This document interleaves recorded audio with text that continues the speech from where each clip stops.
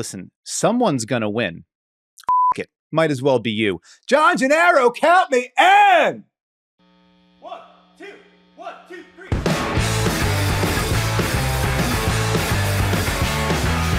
Today's first words belong to my dear friend Shea Serrano, multimedia mogul, but most importantly also guest on No Cap Room. But the rest of them belong to me. Welcome to Devine Intervention, a self-help podcast about basketball. My name is Dan Devine, and before we get started, here are 3 things I am grateful for today. Number 1, I get paid by Yahoo Sports to write about the NBA and to talk about it into this microphone and into that camera. Pretty good deal. Number 2, the return to my life of Frog and Toad. My older daughter loved reading Frog and Toad stories, but then she got a little older and started gravitating toward older kids' stuff. But now my younger kid is getting into Frog and Toad. She's more confident with reading out loud, and that means the boys are back in my life, which you love to see. Stories about friendship and cookies and dreams, and then more friendship. And number 3, just as important as all of that, I get to spend part of my morning with somebody whose work I enjoy, whose presence I appreciate, and whose effervescence I find to be a true delight. My guest today is a fantastic writer whose coverage has appeared in the Miami Herald, on GQ.com, and on Deadspin, the old version. These days, he covers the NBA for Sports Illustrated, serving as one of the hosts of the Crossover, SI's NBA podcast, and profiling as perhaps the hardest working, best conditioned, most professional, unselfish, toughest, meanest, nastiest staff writer in the game today. Friends, a warm welcome for Rohan Nadkarni. Rohan, how are you doing today? I'm great, Dan. I really appreciate you having me on. I was getting nervous because I saw how many guests you were having on this podcast, and I was like, oh my God, am I going to get the call up? What's going on here? So I finally made it. I'm thrilled to be here. Really excited to talk basketball with you, buddy. Well, I mean, there were certain obligations I had to get in. You got in ahead of Jake. That's the most important thing. Okay, that's great. Yes, he's been begging to get on the show, and I can't have it. And I got to have the guest list is a highly critical thing. Don't tell him I said this. He won't listen. He won't hear it. Don't worry about it. But I'm very glad to have you on the show, especially because today I wanted to talk through, I've talked about or written about just about all the teams at the top of the standings. And there's this really interesting clump in both conferences of teams right below that top tier. And I kind of wanted to pick through them, talk about a few of them, bat a few of them back and forth. And as someone who I know has the range. You have the range, Rohan. That's really what I wanted to focus on today. I really wanted you to come on for a conversation like this, and I'm so glad to have you here today. And we will get into that. But first, here on Devine Intervention, we always try to operate first from a place of joy. So, Rohan, what is something from the world of basketball that has brought you joy this week? I would say the Boston Celtics losing last night brought me a lot of joy, particularly in such a way that they got so upset about the call at the end of the game. And, I love when it comes out. I love when they can't hide it. And I love when they're, people are like, of course that was a foul. All these I was going to say, what's it? What is it that you love to see it come out? It's when the quote unquote objective reporters who are, the basketball heads who watch every game, but then just something happens with the Celtics and they just cannot help but to complain about it and be like, are you kidding me? We got hosed. So that brought me a lot of joy. I was going to mention how fun it was watching that Grizzlies-Lakers game last weekend, over the weekend now, and how fun that was, except the Grizzlies are kind of back to being sad again. But I would say those are a couple of things that have brought me some joy over the last week. Well, okay. I mean, it's important and strong to emphasize the Boston media mafia's brief meltdowns. We certainly enjoy that. We love to hear that. And you're absolutely right. You got to transition. We're going to transition to the Grizzlies because sadly it is not all joy this morning or today. We have to make a little bit of room to talk about a pretty big bummer. The Memphis Grizzlies announced on Monday night that Ja Morant will undergo season-ending surgery on his right shoulder after scoring 21 points with 7 rebounds and 7 assists in a big Grizzlies win on Friday against the Lakers, as you mentioned. All-star point guard sustained an injury during a team training session on Saturday, kept him out of Sunday's win against the Suns. Subsequent MRI revealed an underlying labral tear that's going to put him under the knife and to bring a disappointingly premature end to Ja Morant's 2023-24 season, just 9 games after he returned from his 25-game suspension for multiple instances of brandishing firearms on social media. Your immediate reaction to hearing the news Monday night, Rohan? I know you had been, as you mentioned, you were psyched about watching them against the Lakers there. What was your sort of first blush reaction to the news from Monday night? Okay, not to make light of this, but my first reaction was, and this is something that's become a little bit, I would say, a pet cause of mine, is the way NBA teams talk about injuries now. It's like someone started doing a bit, and now they're all doing a bit. It's like he suffered a subluxation or something like that of his shoulder in a training session. I'm sorry, what? What is that word? What is this subluxation? Whatever happened to tear, sprain, and strain? That was the only 3 things that existed for like the first 25, 26 years of my life. And then all of a sudden it's like, this guy's got, what was it with CJ McCollum? What did he have? Like in his lung? It was like he had a hole in his lung or something, but they were like, they were like, he's got some long word of the lung. And I'm like, when did we all agree that we knew what this term was? That this is like common like layman's, what is it? You got it? I wanted to look it up because I wasn't sure. It was a small pneumothorax in his right lung, which I had to Google and then found out that it was a partially collapsed lung. Yeah. And everyone was tweeting it. Everyone's like, CJ McCollum's got small pneumothorax. And I'm like, what? When did we all learn about that? It's like, that sounds disrespectful. Let's be kind. Yeah. So that was my true, honest first reaction. I was like, what? Just speak English, please. Look, man, obviously it's a massive bummer. I wrote a short reaction piece for this on SI. They were balling. They were hooping since Ja got back, 6-3 with him in the lineup, and gave me like that small bit of hope that maybe they can make a run and salvage this season. I think for me, I look at it, it's like, listen, their big goal this year, just let Jaren Jackson Jr., Desmond Bane get through the season healthy. You can't tax them. You can't overtax them. You're already in a huge hole. Don't push it. But beyond that, like, you don't have to panic. Like I saw, NBA Twitter is already like, who are they trading Marcus Smart to? You don't need to tear down this roster. If anything, add to it. Continue adding to it.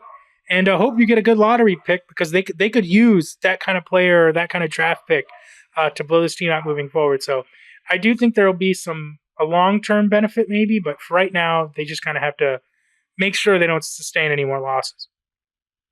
Yeah, and I think you're absolutely right to note they don't have to make any sort of rash decisions or any big, long-range moves. They have Ja Morant and Desmond Bane and Jaren Jackson Jr. and Marcus Smart all under contract through at least the end of next season, a couple of seasons out. So they've got an opportunity, they've got runway to kind of get everybody healthy. Brandon Clark, there was a question when we talked about the Grizzlies with Chris Harrington a couple of weeks ago, like, is he done for the season? Is he not done for the season? Are they going to try to rush him back? If they're in the midst of going for the play-in, like maybe they try to get him back on the court a little earlier. No reason to do any of that now. You've got the, 4, 5, 6 most important pieces of your team, arguably all under contract moving forward. Like, you can take your time. And then as our friend Tom Ziller noted in his Good Morning It's Basketball newsletter today, one of the silver linings here is they're in all likelihood going to be getting a high draft pick out of this. As it stands now, 6th worst record in the league at 13-23, which checked on Tankathon this morning, would give them about a 40% chance at a top 4 pick and a 9% chance of first overall. Even if you don't get those like high upside outcomes, you add another like mid lottery pick to that core you've got, gives you another bite at the apple where, you were unsuccessful at, or have been thus far unsuccessful at turning Zaire Williams into a high-end player, or, like you're churning through the Jake Laravias and David Roddies and trying to sort of figure out who else might fit with that group. This gives you another crack at that. So yeah, like there are silver linings to it in the longer range, but still obviously a pretty, a significant blow considering they like just got back to fun. And we hope for a full recovery for Ja, and for that matter, Steven Adams and Brandon Clark. Like, that Grizzlies team at full strength is one of my favorite watches in the league. So hope we get to see them like that again soon. Yeah, it's been a ton of fun watching their games the last couple of weeks, especially because they've had to play with a playoff level of intensity because they can't afford to lose a single game. That's been really exciting to watch. I do think the draft pick thing here is going to be key because if they could get like a Christian Brown type, one of those plug and play rookies, someone who can enter their rotation right away, that would help them a lot. I mean, the Laravias, the guys you mentioned, Roddy, Aldama, they have solid role players, but I think that they're a little bit flawed. So, finding someone who can enter their rotation right away, they have an opportunity to trade that pick. I do think long term will be beneficial for them. And could absolutely, help them vault kind of right back into the competitive mix they've been in the last couple of seasons, where they're vying for top 4 seeds, they're vying for home court advantage and trying to make deep playoff runs, which kind of brings me to the conversation I wanted to have with you today. Entering Tuesday night's games, there's 6 teams in the league with a winning percentage of .650 or better. 3 in each conference. There's the aforementioned Boston Celtics, joined with the Milwaukee Bucks and the Philadelphia 76ers in the East. There's the Minnesota Timberwolves, the Denver Nuggets, and the Oklahoma City Thunder in the West. So all of those teams kind of have established themselves as the classes of their respective conferences. And they've got, there's things we can poke at and pick at with them, but they're head and shoulders kind of above the rest of the teams beneath them. But then there is that big group of teams beneath them, like all of them scrambling for the last home court advantage spot and staying out of the play-in. They're all tightly bunched together. You've got the Heat, Magic, Pacers, Cavs, and Knicks in the East. And the Clippers, Kings, Mavs, and Pelicans in the West. You could also throw in the Suns and the Rockets there. They're a couple games back, but over 500 in that mix, a few games out. And so there's a ton of competition. Obviously, there's also, the Lakers and the Warriors that are further down, but we've talked enough about them for a little bit. We can leave those aside for a second. There's this group of sort of like the second tier in each conference. I'm wondering, the ones that are all sort of vying for 4th place, which of those teams, we can go pick whichever one you want. One of those teams that's sort of most interesting to you, and why? Is it too obvious to say the Clippers? Do you want to talk about the Clippers right away, or do you want me to go with one of my other picks?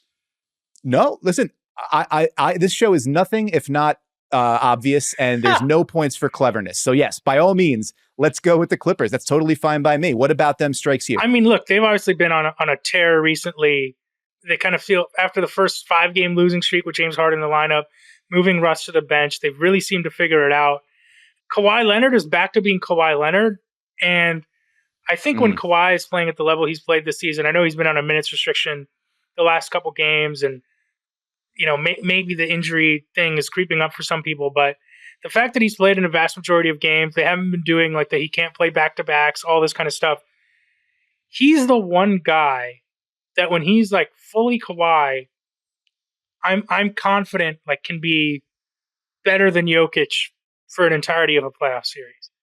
In a way that I think I'm even more confident in him than Giannis, which I know sounds crazy. I mean, Giannis has not been bad this season by any stretch. I have him in my top 5 of my fake MVP ballot that I do every week, but there's just something about when Kawhi's playing like this, man, he feels truly like he can be the best player on the floor or the best player in the world, which I think is an important distinction. Yeah, man, they're scary. You mentioned those teams like the Thunder and Wolves, who have obviously been great. The fact that they don't have the experience, to me, the Clippers are the Nuggets' biggest threat in the West right now. I can see that, especially because now you're absolutely right. If you have the fully operational Kawhi, there was that moment at the beginning of last postseason where they take on the Suns, and it's oh no, okay, he's across the aisle from Kevin Durant and Devin Booker and looking like he's ready to be the best player in this series, which is crazy. And then obviously the injury bug bites again. But you're absolutely right. The beginning of this season, there was does he not have the separation? Can he not get the burst? Whatever it is. And then the last, month and a half, couple months, he has looked absolutely sensational right up until he gets that hip contusion that knocks him out for a few games, but then comes back from that looking strong too. And when he's the organizing principle and the thing that the Clippers kind of stake the entire franchise on, and everything else can revolve around him, they can absolutely beat anybody in the league. And I think the thing that's been most interesting over these last couple of months, as you mentioned, since the lineup change to move Russ to the bench and sort of reorient everything, Terrence Mann goes into that spot and everything runs through Harden a little bit more. It's that James Harden, it's almost like we forgot the way things started off in Brooklyn and in Philadelphia. All the time, yes. Where it's he comes in and there's that sort of soundbite quote of, I'm not a system player. I am the system. I am a system. And we all start thinking oh, well, here we go. He's going to try to dominate the ball and run everything. It's No, like he made those other teams into the best offense in the league by being the point guard that orchestrated everything and organized everything. And what has this Clippers team been crying out for the last couple of years, if not a guy who can do that and like make it so that Kawhi Leonard and Paul George don't have to create like 70% of their own buckets. So, I mean, the caveats are all going to be there. You know, the Clippers are the classic team of like wake me up in the in April, May, and June, and like let's see what it is there. But you're absolutely. I mean, if they can, if that is the multi-billion-dollar question, if they can get this Kawhi to that part of the calendar, I think you're absolutely right to say like that is a terrifying proposition for anybody up at the top of the Western Conference standings, and then the potential cosmic clash of can the Clippers stay healthy and then James Harden in elimination games in the playoffs, like the karma of all of that could absolutely be just devastating. Remember when there was like the brief discussion when Harden after Harden got to Brooklyn, and it was like, can he still win MVP after tanking the Rockets? Like that's how good he was his first year in Brooklyn. And that team, again, I mean, the things that went wrong for them in that series against the Bucks, they were blowing the Bucks off the floor when they were healthy. And like maybe the most impressed I ever was with Harden in an elimination game was when he played that game 7 on a clearly bum hamstring. He was on one leg. Yeah, and he was fantastic that first year in Brooklyn. And I think like when I wrote about the trade grade, when I wrote like trade grades for SI about this Harden deal, like the one thing I said is like if they get Brooklyn Harden, they're cooking. Like they're cooking with something there. And that's what it's been so far, man. And I think like him and Russ, I haven't looked at the stats too recently, but like after they moved him to the bench, like Harden and Russ went from playing something like 18 minutes together a night to 9 minutes together a night. They staggered the rotation really well. Tice has actually been giving them really good backup minutes to the point where even Mason Plumlee's like, I don't need to rock the boat. Right. They're going to have options to be flexible in the playoffs. Like, I mean, you hit the nail on the head. It's going to come down to can they get this version of Kawhi when it matters most. Unfortunately, we have not seen it in many, many years. But if they do, I mean, I'm not one of those people that's going to be like, well, they're not going to do it because everyone's going to get hurt. Like, that's no fun. So I feel pretty good about their chances of making conference finals as presently constructed. And be given this massive run they've been on right now, they are now only 2.5 games out of first place. They're a couple games back of Denver. Those top 3 teams are tightly packed together, but the Clippers are absolutely rolling and could factor into not just that like who's your fourth conversation, but even higher up the standings. The one that I wanted to hit on from the West, or at least the first one I wanted to hit on from the West, is a team that I am like very much a Lucy, Charlie Brown sees Lucy with the football kind of person for this team. And that's the Pelicans. They are 22-15. They famously sort of got absolutely dismantled in front of God and everybody in the in-season tournament by the Lakers, and which turned into a referendum on Zion Williamson's fitness, the level of dog that's in him. Could he be the guy? Is this team like fundamentally broken? Whatever else. And then since that, all they've done is go 10-4 with the best net rating in the league to move up into that mix for 4, 5, 6, 7, that sort of cluster, all 4 games back of Minnesota. And I find myself watching them and thinking like, well, they finally have like everybody healthy.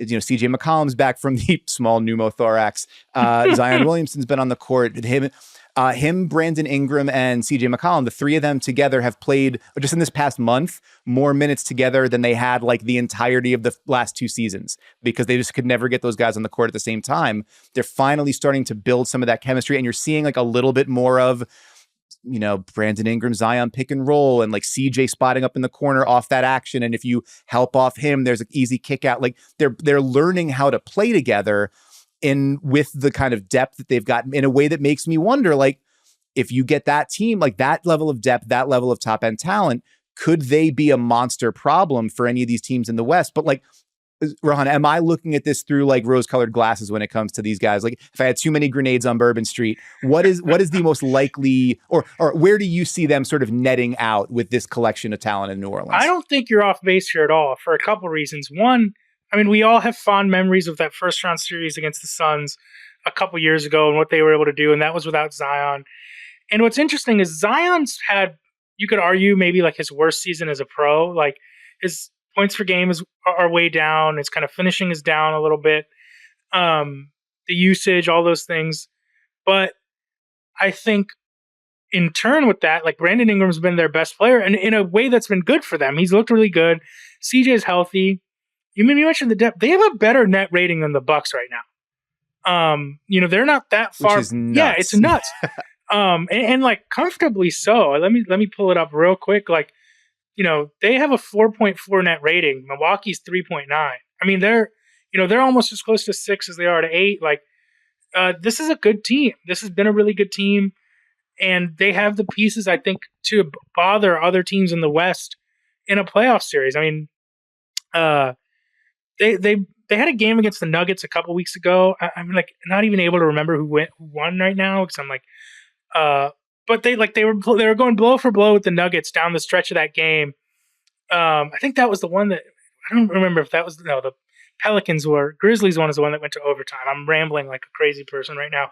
My point being, it's okay. They can compete with the best on a given night, and if they got a team like OKC or Minnesota in the first round, like I think that's a toss-up series at this point. Like that's how much faith I have in the Pelicans when everything is clicking. And you're right, there's so much like outsized attention on Zion, and is he meeting expectations, and can he be the guy we thought he was going to be? Where's the explosiveness that since then they've just been a good team, and that's been more important. So they're very interesting, man. I think Willie Green is a fantastic coach. I think he's done such a great job there. Like every time there's adversity, he seems to be able to get the most out of that group. I mean, they were first place, in December last year until injuries really derailed it. So they're kind of having the opposite right now where they're getting healthy later in the season. I mean, are you like, how confident would you be in Minnesota, for example? As great as Minnesota's been, as awesome as Ant has been, like, I don't think they're beating the Pelicans in 5 in the first round or something like that,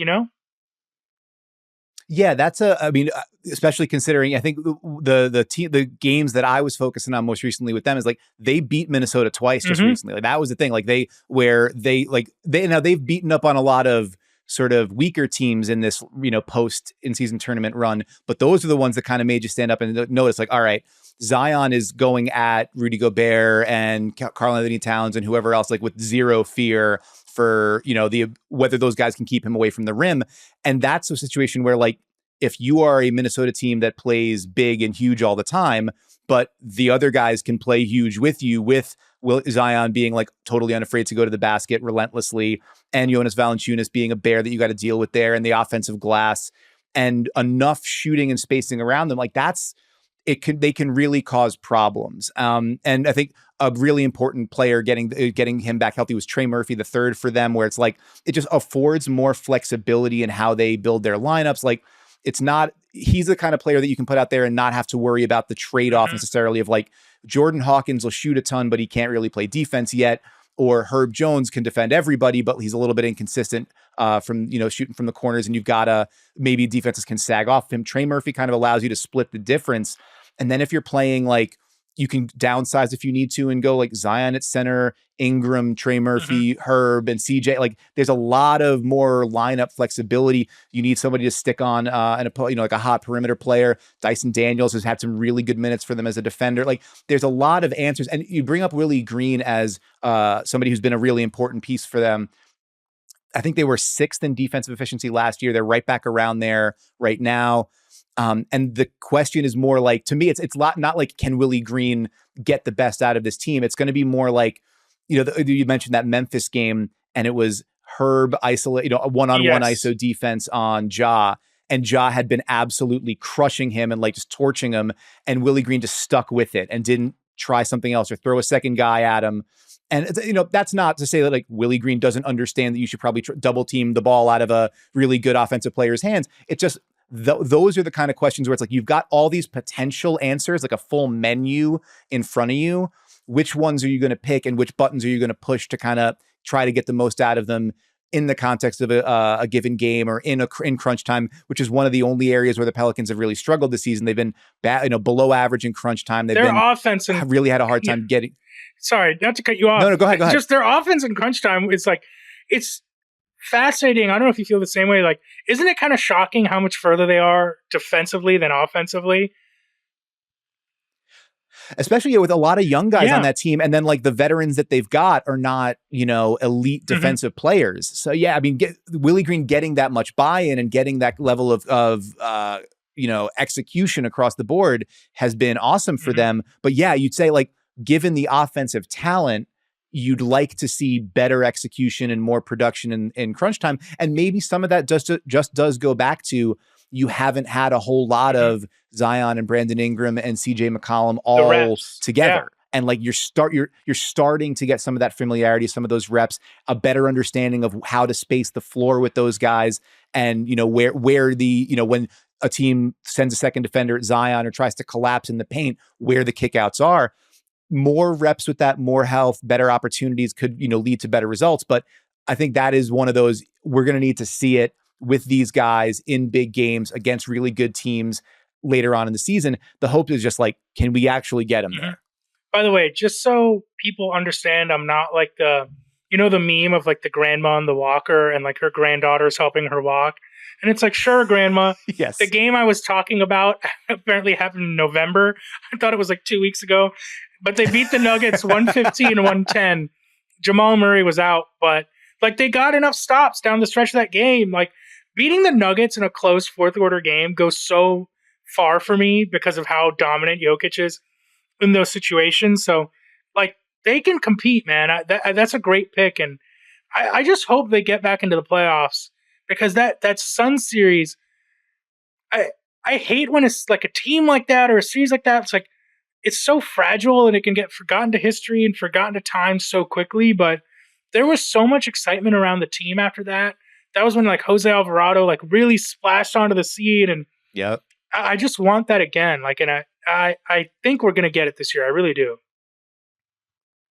Well, fingers crossed for that. But Rohan, give me another team. You got someone in the East that you like in this sort of conversation? Somebody that interests you from the East? I think I'm not trying to pander, but I think we have to talk about the Knicks post Anunoby trade, man. I mean, in all seriousness, like they smack. Can I say a bad word on here? Of course you can. Say more. Say a bunch of them. They smacked the shit out of Philly, man. I mean, they embarrassed Philly on their home floor to the point where like people were criticizing Embiid for stat padding in a blowout. Yes. That was a really impressive win. That 30-10 streak, man. 30-10 streak is a huge deal, apparently. I love another thing I love is just when people just subtly take shots at Embiid here. Or not so subtly, but the Knicks have been on a little bit of a roll here. And I want to ask you where you are on the Julius Randle experience, because I feel like he's going through another one of his hot stretches right now. Let's see, they've won 4 in a row now. They had a win against Minnesota, which was really nice.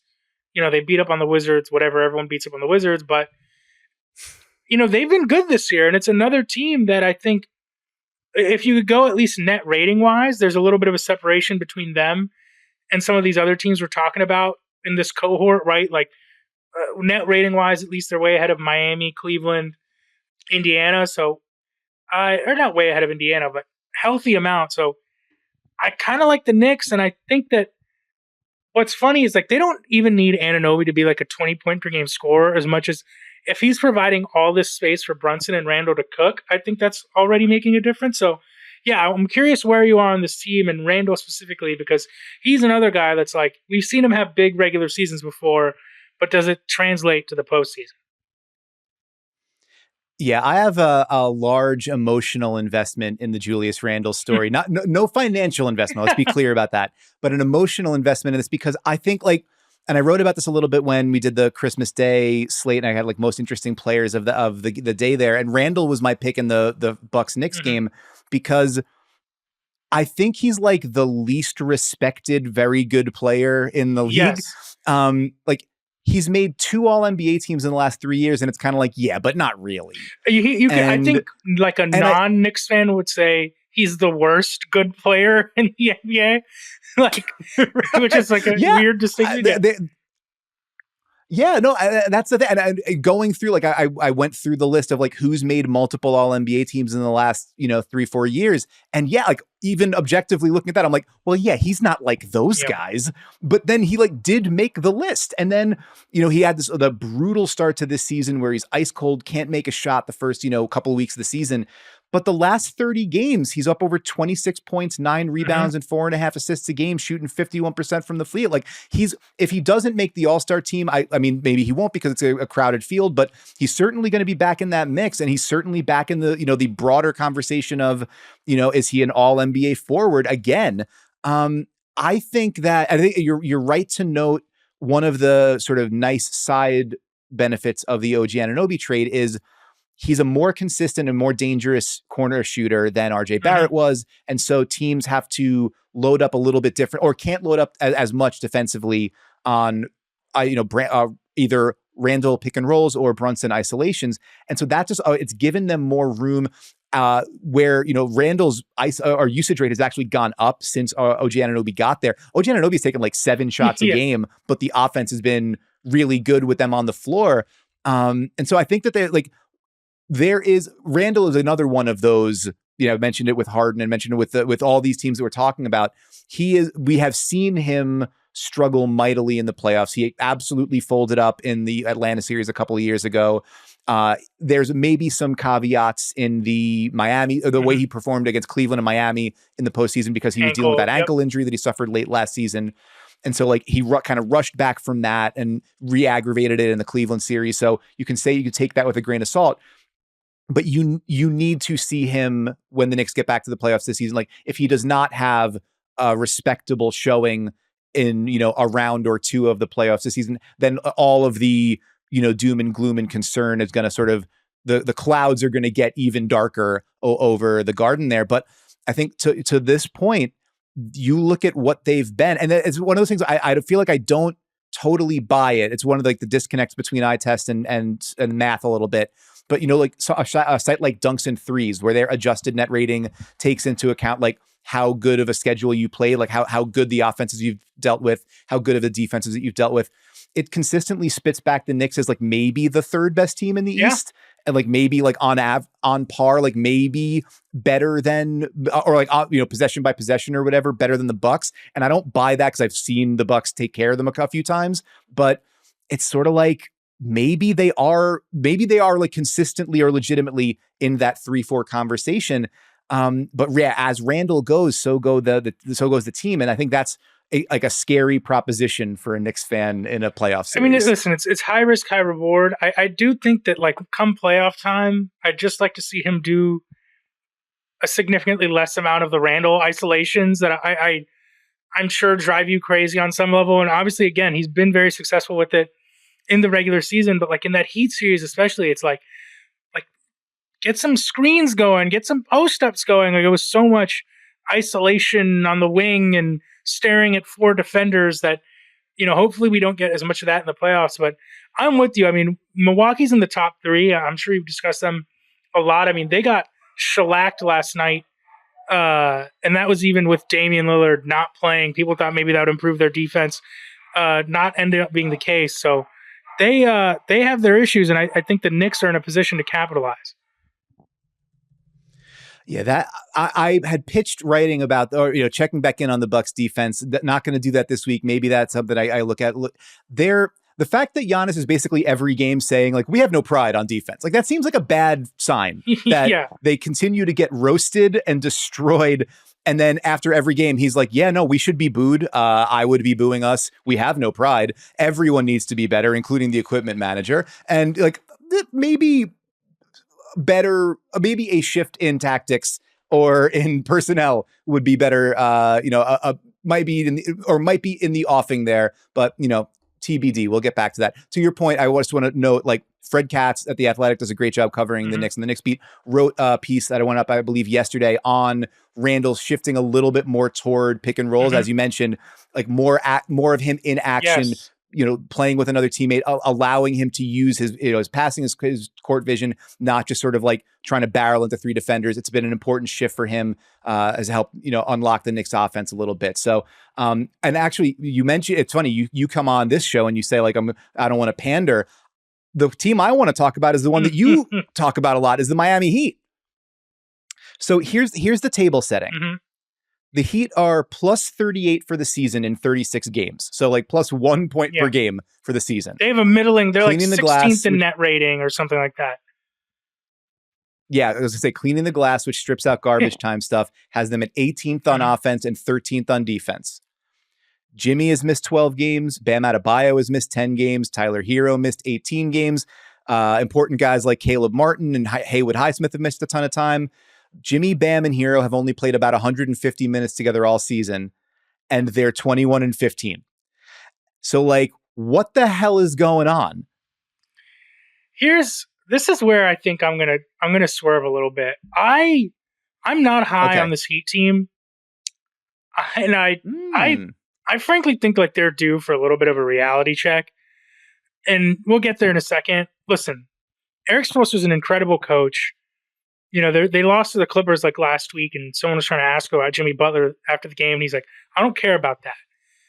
And like almost immediately, like they course corrected their defense. They played a really good game against the Rockets on Monday night, got a win. Not a great road team, but good offensive performance without Jimmy. Obviously everyone's losing their minds about Jaquez. He's been great for them. Just like a immediate plug and play rotation guy who's been incredibly important to what they're doing, getting insane contributions from Kevin Love. It remains baffling that he couldn't find a spot in Cleveland's rotation last year, because he's been an absolute godsend for the Heat. So I think regular season, they've been fantastic. Eric Spoelstra, as we know, is a wizard. There's kind of just like a running joke where it's like, I think everyone in Miami believes that Spo enjoys his job more the more people are injured. It's like, that's when he can really get in the lab. That's when he's like, oh, you're giving me like 6 NBA players, a G Leaguer, and Udonis Haslem. Like, okay, we're going to run a zone and hold this team to like 18% from three and, take 56 by ourselves. And so I think they're actually a better regular season team than they were last year, in large part because the guys having Jaquez, Love, Highsmith. They're a better regular season team than last year. But this idea to me that like, oh, Boston's scared to see the Heat in the playoffs. Have you watched the Celtics this year?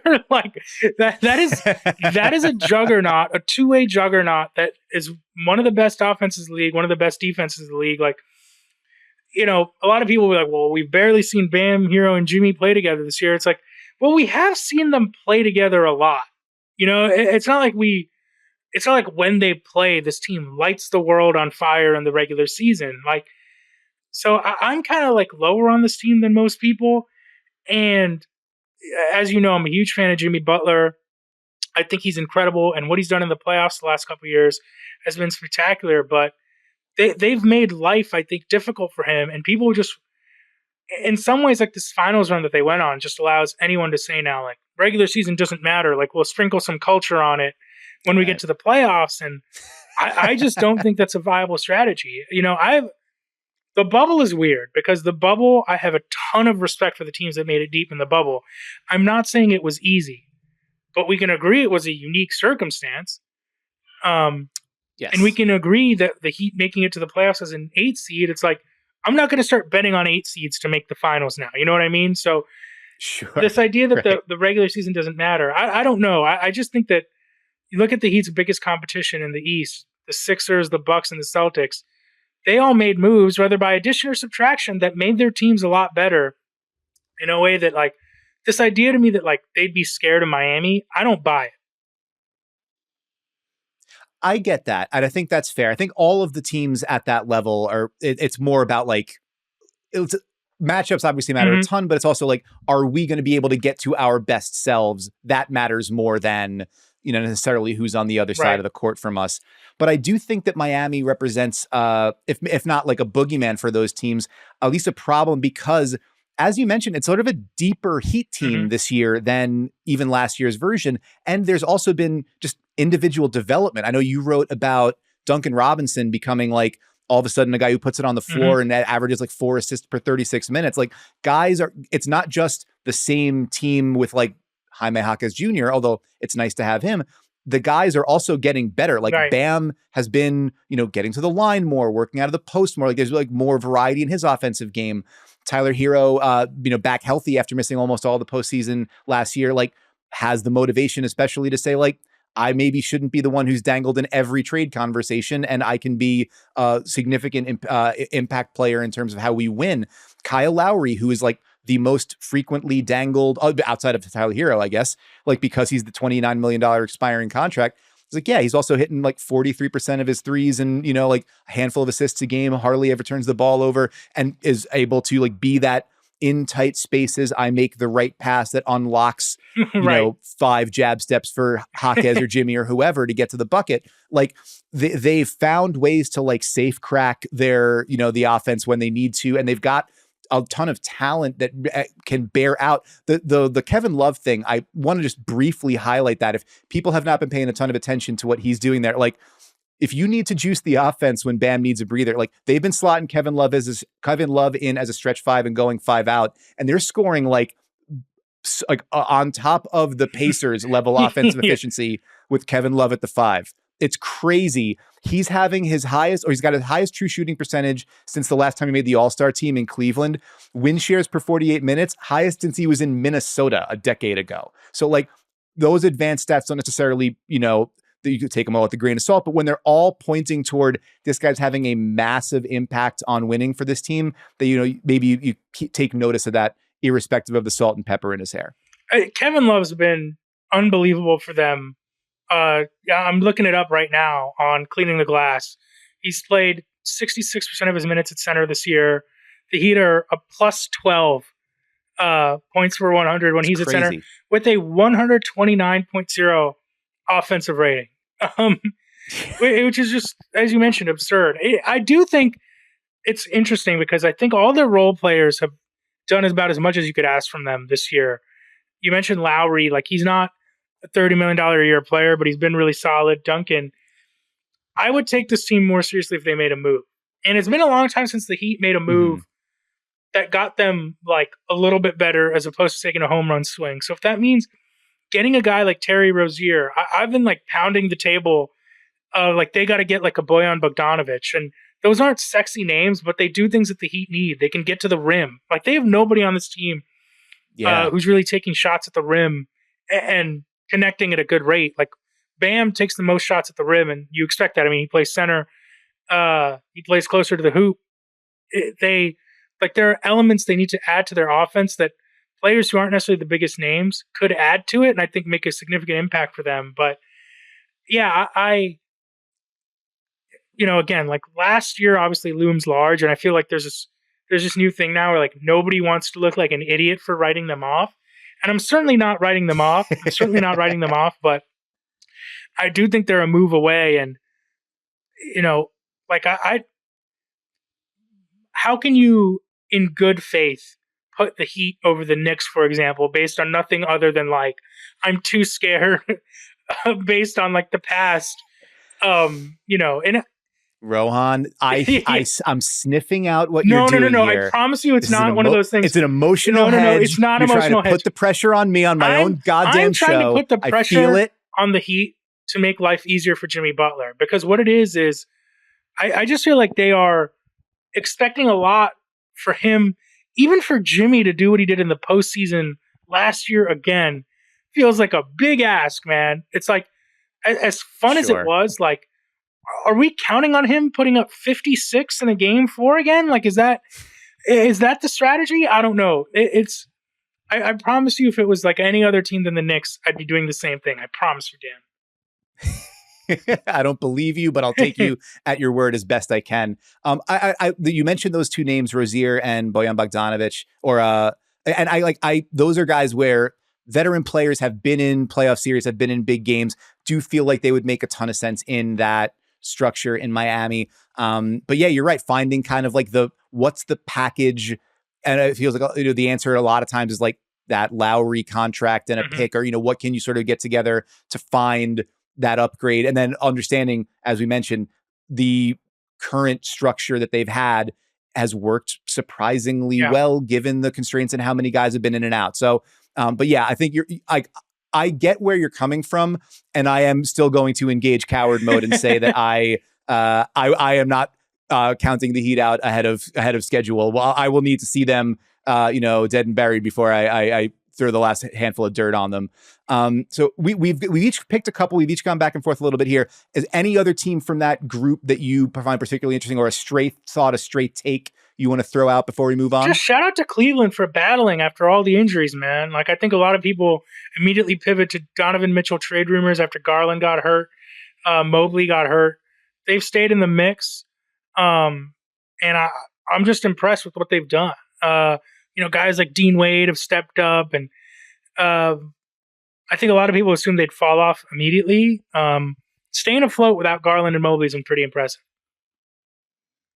Absolutely. 8-3 since December 15th, top 10 on both sides of the court. And one big thing for them, like, I caught them before the season in what is now an absolutely cursed story, because I was writing about Darius Garland, and then he's gotten like 9 different injuries since then, and the story will never see the light of day.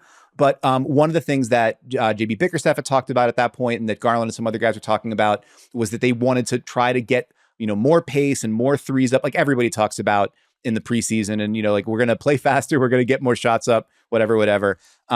They've actually done it in this stretch, in part because they kind of needed to find other ways to goose the offense.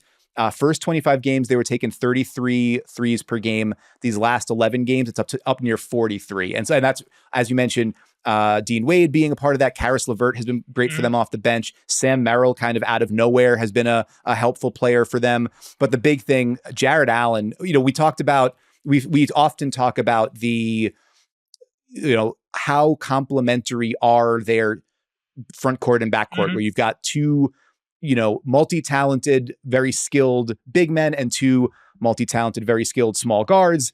And they won, I think, was it 52 games last year? They had one of the best net ratings in the league. Like, it can work on a broad scale, but are they also, at some points, might it be better to separate those guys out? And if you had one primary ball handling guard and then one screen and roll big, might that, ease things up? And what Jared Allen has sort of suggested these last, or at least reminded people in the last month here, is I'm capable of doing pretty big things with that. I was an all-star before we got Evan Mobley.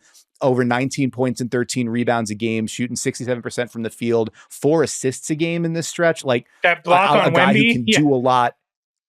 That incredible block on Wembanyama, one of the best rim protectors in the league when he's got, got that sort of responsibility for guarding the yard. So you're absolutely right. Shouts out to them for keeping themselves afloat. They're going to have a new slate of things or I guess not new, the same things to try to figure out when they get those guys back healthy again. But the fact that they actually that's going to be an issue for them to resolve because they've been doing so well speaks well to how, how JB Bickerstaff's been able to rally the troops there for sure. Real quick. Go ahead. I just wanted to add, because I looked it up real quick, that the new starting 5 of Donovan Mitchell, Jared Allen, Max Strus, Dean Wade, and Isaac Okoro, they can't defend, really. It's like a 121.1 defensive rating, but a 123.4 offensive rating, just in 106 minutes, shooting the heck out of the ball. So that's been fun. That's very, very fair. It's crazy to me. The last one I'll do, and then we'll move off of this. I'm watching Sacramento, and I kind of feel like I don't know. I look at them and I'm like, what are you? It's like the reverse of what I'm saying with Miami, 21-14 but outscored on the season, point differential of a sub 500 team. I mentioned earlier, dunks and threes with their adjusted net ratings, has them closer to the 10th seed in the West than top 4. Fox and Sabonis putting up great numbers. Keegan Murray stepped forward. Malik Monk, maybe the best ball of his career, but it does just feel a little bit like there's not as much there. And then they have all the stuff that happened last week where it's oh, well, they're shopping. Jake reported when we talked on No Cap Room, they're shopping, seeing what they could get with the Harrison Barnes, Kevin Huerter package, and then the immediate conversation of like, oh, well, that's like basically a match for Siakam. And then the conversation going immediately to like, they're in Sacramento, Siakam is there, they're interested. No, they're out. And it's like, well, what if, and then like Siakam gives an interview to the Sacramento Bee where it's like, yeah, it's kind of weird. This is all going on. Like, it just feels like it's weird there. And I'm not exactly sure if it's good weird or bad weird, but weird, and weird feels like it bears watching. For sure. They don't have the same exact vibe that they had last year. And I think the West is so much more competitive at the top this year that it's made things a little bit more difficult for them. Yeah, they're going to be interesting to watch. I mean, the Keegan Murray conversation, that's a difficult one because I love him as a player. He's been so fun to watch. And, you know, he came in with all these aspersions, for lack of a better phrase. Like, why did the Kings pick him? The Kings messed up again, blah, blah, blah. Next thing you know, he's a big part of their playoff run. But how do you weigh the idea of keeping him and thinking about the player he could become or using him in a trade package? And I think there was a report that Siakam maybe wouldn't want to re-sign in Sacramento, which maybe cooled some of the trade talks there. But yeah, man, they're an interesting team. And then on top of all that, they have the question of, we saw what the Warriors did to Sabonis in the playoffs last year, and that's hanging over Sabonis' head, even if they do make it back in. So they're in an interesting place. But I like that they are at least attempting to be aggressive, attempting to improve. And I do think it's smart to kind of shop that Barnes and Huerter package and see if that gets them anywhere. Well, where we're going from here is not going to require any packages of players and picks. We're going to something that we call the closing five. As I'm sure you know, Rohan, you're a certified ball knower. How you start is not nearly as important as how you finish. We finish with 5 questions. Here we go. Question the first. Back in September, after a summer of trade rumors and breathless sourced report drama ended with Damian Lillard in Milwaukee, you tweeted, "Just so glad this Dame stuff is over. I feel like the entire conversation around the NBA needs a hard reset." What did you mean by that? Man, I just got so tired of asset discussion and pick discussion, and like everyone turns into like, if this person sends this tweet, that means it came from this GM and this is what this general manager is doing. And it just, that the Dame stuff in particular, I don't know if it's because like Heat fans are annoying on Twitter or what it is, or it just felt particularly exhausting this time. And I'm curious if you felt the same way, but it just felt so over the top. And, the tribalism sometimes gets so extreme to the point where like people are just constantly throwing out these wild theories and trying to suss out agendas in a way that it's like truly like a what happened to the game I love moment, and yes. And I have a lot of respect for the people who kind of work in the trade rumor field. I mean, we both know Jake, Jake's fighting an uphill battle, man. And he does a great job finding information in a very, very competitive part of our field that very few people traffic in for a reason. But there also gets to a point where, and I don't think, for example, I don't think Jake is this person, which is something I really respect about him, but like the constant like trickle of trade rumor news, it's like, I'm the kind of person who's like, just tell me when it's done. Like, tell me when it happens. Right. And I just feel like it got so exhausting and over the top that I was like none of this is fun for me, No, I totally hear that. I think the combination of the Dame, saga as it went forward, and then the Harden conversation, like all of it just got to the point where I get the general argument of transaction news drives interest, which then leads coverage and then, indicates what sorts of things you should be writing about or talking about or analysis that you could have or hypotheticals and whatever. Everybody's been asked by an editor to write the like 5 fake trades about whoever. But I might be because we do this all the time and we have to be so plugged into it.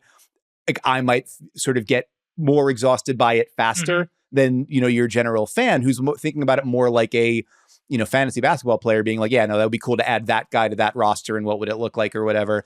But yeah, the parts where it's like to satisfactorily follow the league, you need to have like the corkboard of a detective trying to solve a crime. And like, yeah, no, that report comes from that place, which is tied to that GM, is tied to that agency, Right. is tied to this. And what it really means is X, Y, or Z. Some element of that is like, it is the way that the league runs.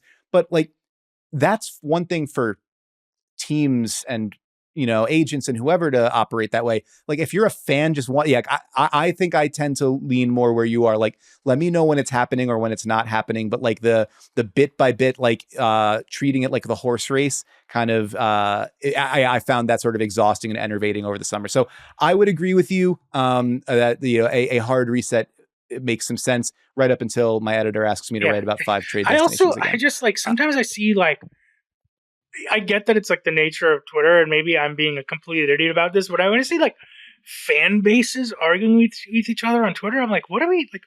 Can we just all step outside, like go outside, like enjoy our summers, like stop getting mad online at people you don't know and like just wait for this trade to happen. Like it's just, it all gets so absurd to me. But anyway. Yeah. No, I hear you. I just, if as long as we're wishing for things, I'd like a fucking pony. Yeah. Question the second. Back in December, Rohan, you tweeted, quote, "I feel like me and Dua Lipa would crush a couple Taco Bell cravings boxes together." And I guess same question. What did you mean by that? She just seems like someone who appreciates, kind of a wide spectrum of cuisines and, not pretentious. And I think if her and I got together, just maybe hit a Taco Bell cantina. So we're going a little bit above and beyond here. Upscale. Yeah, upscale, a couple margs, a couple of those chalupa cravings boxes, and see what happens. I think there's no subtext to that tweet. It means exactly what it says. It's all text. I think her and I would just chop it up over a couple cravings boxes.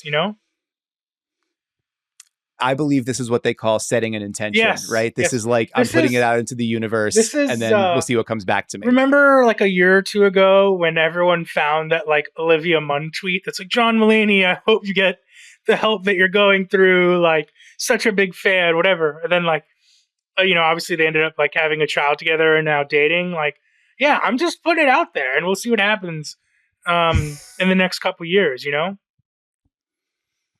Well, obviously, Dua Lipa, a big fan of Devine Intervention. Ball's in your court. Let's link up with our man, Ro. Question number 3. You mentioned him earlier. We've spoken on this show multiple times about Jimmy Butler seeming like a good hang. Mm-hmm. Talked about it with Katie Heindel. Talked about it with Michael Pina. When he served as the guest editor for Sports Illustrated's NBA season preview, you wrote the cover story on what makes Jimmy Butler the most interesting man in the NBA. What was your best Jimmy story from that reporting experience? Oh, man. First of all, shout out to the real hero of that experience, Rodney, who is Jimmy's personal barista, who made me 3 different iced lattes in a 2-hour span. That was awesome. That was the highlight of the photo shoot for me. So shout out to Rodney. Man, what is the highlight? I think it's just, like the Jimmy that you see on TV or on media day, or like that trolly, mischievous, he's got that glint in his eye. You know what I mean? Like he's always ready to make some trouble. I think knowing that that's what he's always like is what was the highlight of that experience for me. It's that, like we were sitting in a classroom in this Fort Lauderdale high school and I was following him around the summer camp and he had a little bit of a break and, he's like, "How much time do we have?" And they're like, "Oh, like, there's going to be a good break between your next event." And he looks at me and he's like, "You ready to do your interview now?" And I was like, "I was born ready, Jimmy." And he's like, "I hope you don't f this up." And so I was like, "This is what I do." Like, that's what he is. He's challenging people. He's putting people on the spot. And I think that's what's really fun, man. He's just got this, I think, really fun attitude about him. It's weird. In a way, he almost is like similar to Nikola Jokic for me, in that they've like calibrated kind of the perfect level of seriousness to have, where they both are obviously great at their jobs, but know how to enjoy the things in life that they want to enjoy. And it was cool getting to kind of witness that up close. Also, watching him work out. I got to watch him work out for like, I don't know if it was like 90 minutes or 2 hours, but just watching him go through. I know like his work has become like a self-made myth on his part. Sure. But, it's funny. It's like he'd played through the finals. He had the ankle injury. He traveled all summer and he came back to Florida to do this summer camp. And this was like the second or third day of the camp. He all morning he's meeting with sponsors and taking photos. He's like a different joke for every person taking a photo with him. Then he's playing one-on-one against the campers.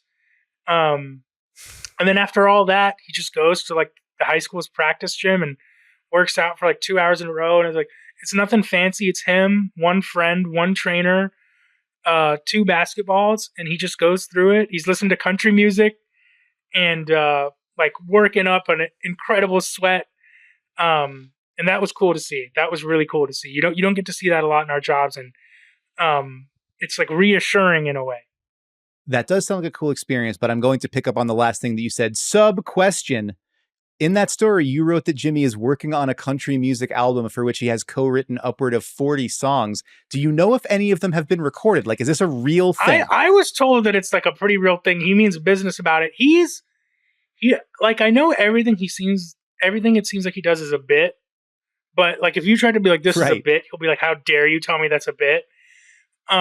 He is serious about his country music. I believe he's like, as you know, he's got like some famous friends. I think he's recorded with some pretty big names. I'm not entirely sure how much I'm allowed to say about that, but I was told it. It's okay. Nobody's listening. Give it to me. I was told it for a reason, and that's because Jimmy Butler is serious about it. Fair enough. Yeah. I guess we wait with bated breath to find out, to hear the music, much like that long ago track that LeBron and KD recorded together during the lockout. We'll have to just keep our ears peeled for that one. That. Wow, that was what a blogger never forgets. That was. Question number 4. You are a native of Mumbai, but you grew up in South Florida, and you are a Miami Dolphins fan. How would you describe your current emotional relationship to Tua Tagovailoa? I love my sweet baby throwing Samoan, and I just want Tua to succeed. But where I'm at with Tua is I'm a fan of him as a person, and I think he's a good quarterback. But any person in this industry you talk to, Dan, in sports, whether it's a coach or a player, as much as we all appreciate the process and what it takes to get there, at the end of the day, it's a results-based business. And I think that for Tua, in some of these big games, the results have not been there. So I'm pulling for him to succeed. I'm a fan of his. The last few Dolphins games, though, I think were a little bit of a referendum on who he's going to be in big games. And right now, he still has a lot to prove there. So I think as someone who's a, capital T, capital D, Tua defender for a long time, I think that unfortunately we're all starting to lose, not faith, but the questions are growing in terms of, can he be the guy to get your team over the top? Well, we live in hope that he will beat the fraudulent allegations. We'll close out here. Question 5. We're going to go back to social media. Back in last night, you tweeted, "Not sure anything in my life makes me feel more vulnerable than my Letterboxd diary." So I checked out your Letterboxd, and in your most recent review, you claimed that the Predator, like from Predator, is overrated as a hunter. What the hell are you talking about? Predator ain't played nobody. Dan. he played. Oh, Dan. Okay. Let's say I gave you. Okay, fine. Let's say I gave you like technology that like far exceeded the current technology we have. I gave you heat vision and the ability to go invisible. I think you could start, you could start fucking some shit up. Murdering people? You could start fucking some shit up. I could drop you in the jungle with those advantages, and you could start fucking some shit up. You wouldn't need to be like a weird, ugly looking alien. My issue with the Predator is they made the Predator too overpowered. Like, take away the invisibility and make him very like stealth able or something like that, and I'd be more impressed. Like, like I think I wrote this in my Predator review, like Harry Potter could do what the Predator is doing. You don't need to be the Predator to do what the Predator is doing. You just need to be invisible. Like you just need Harry Potter's invisibility cloak and a wand, and you can do what the Predator is doing. So I think the Predator is not only a little bit overrated, they somehow lose every time too. How about making a movie where the Predator wins just to reestablish some of the Predator's dominance here? Because you're giving the Predator like 6 or 7 built-in advantages, and you're telling me at the end of every single one of these, they still lose. So Predator is a little bit overrated. I think the Predator has too many built-in advantages. What you need to do is strip away some of the Predator's help, okay? Predator is too much help. Take away some of that, get back to basics here and have the Predator actually win at the end of one of these movies, and I'll respect it as kind of this ultimate killing machine. I just love Rohan Nadkarni who does not respect the Predator is feeling like a sentence that's going to it's going to live in my brain. Also, I feel like I can't not, after we get done with this, search for like Harry Potter Predator fan fiction. But then I'm also very concerned. That could open the door to some strange results. Yeah, maybe I don't do that on the work computer. I don't know. Like it feels like it could get weird fast. Well, this got weird fast. But we're going to go. Our last thing we do is a weekly recommendation. It does not have to be anything about basketball. Previous examples include like the show Reservation Dogs, going to the library, making baked ziti and outshine popsicles. It can be about anything, just something that you think is cool and good you would like to recommend to the listenership. So, Rohan, anything that you would like to share with the people? Not to fully back on kind of the baked ziti bit here, but, that's fine. Something I'll say is when you cook for someone you appreciate or cook for someone you love, I think sometimes people wrap that up in, this has to be so good. This has to be brilliant. I'm cooking for someone. But what they overlook is that gesture to me is so meaningful, that you took time out of your day, that you made the extra effort, that even if you are like not confident in yourself as a cook, or you think you always mess something up, that is always far outweighed by the beauty of doing something like that for someone. It's so intimate. I can understand that it feels vulnerable for people, but that's my recommendation, man. As someone I feel like that's like my love language is like cooking for someone who I appreciate in my life. That's why I like to show them appreciation. That doesn't mean I'm great at it. That doesn't mean that everything I make is the most delicious thing ever. But I think just taking that effort, taking that step, doing that for someone goes such a long way. Like, Dan, if a friend of yours like just was like, hey, you know what? I baked some Toll House cookies that I bought at the grocery store and brought them to you. Wouldn't you be touched? You wouldn't care that they weren't like homemade, artisan, fresh baked cookies. You'd be like, this is so beautiful that someone did that for me. So, we're starting a new year here. Just show some appreciation for someone in your life. Go out of your comfort zone a little bit. I love that. It is incredibly sweet. You're absolutely right. I actually get in trouble sometimes because my wife is like, you're not critical enough. Like, I'm just so grateful that she made something. Like when we have those interactions, and I'm like, it's so cool that you did that. She's like, no, it's like, it's not it didn't come out the way it's supposed to. I'm like, it came out. Like you made a thing for me. What a nice thing. There's sustenance for me to live on here now. Like, yes. I love that. I love it as a way of viewing intimacy and interactions with your friends and your family and the beloved ones. I love that. Mine is, listen, my recommendation this week, I will grant, I'm stipulating up top, I'm aware of how washed this is. All right. But I've got to live my truth. My weekly recommendation is going to sleep early sometimes. Because listen, NBA games happen at night, and I have children who I have to help get ready for school every morning. And so oftentimes my answer to that is I just don't sleep very much. I am like way over caffeinated, maybe not 3 iced lattes in 2 hours over caffeinated, but like very over caffeinated, very underslept. And as a result of that, very irritable and maybe not like the best parent or partner. And I just sort of respond to that by being like, well, I guess that's the way I need to feel because of my job and the demands of my family. And also because I don't deserve to feel better than this. And every once in a while, zagging and coming to the realization that like, it's okay to miss some games and catch up on some sleep and then like catch up on the games in the morning or do your work a little bit early before everyone gets up. But like get that actual early night of sleep it is absolutely a restoration, like hitting the reset button on your body and your brain, to the point where like it then makes me more angry after the fact, where I'm like, I always do this wrong. And then like the 1 or 2 times I do it right, I'm like, why do you always do this wrong? I'm not going to say necessarily, I'm not going to like go out on a limb and say I'm going to do this all the time. And like, it's going to be my long-term life plan of sleeping from like 9 p.m. to 4 or 5 a.m. But I will say to you that this particular episode of Devine Intervention is brought to you by a 41-year-old man who listened to his body for a change and went to sleep early.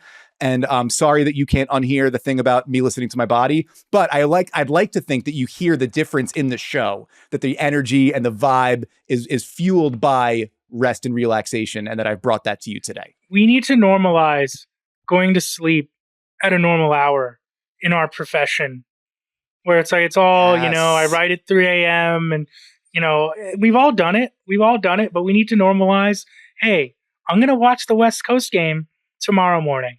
Let's just make it easy for everybody. Go to sleep when you need to go to sleep. Listen, everybody, if there's one thing you take away from this episode, outside of the fact that the Predator ain't played nobody, it's that you should go to sleep at a normal time.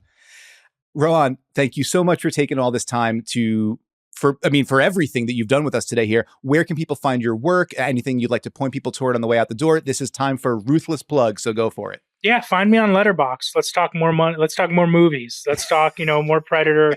Hit me up on Letterboxd. Rohan Nadkarni on there. I don't know how it works. I'm still figuring it out. So also, if you have any tips for me, please let me know. But but let's get vulnerable together on Letterboxd. I love that. I love that so much. That's going to do it for this episode of Devine Intervention. Thank you so much to Rohan Nadkarni for taking all this time to be with us and to reconnect with himself.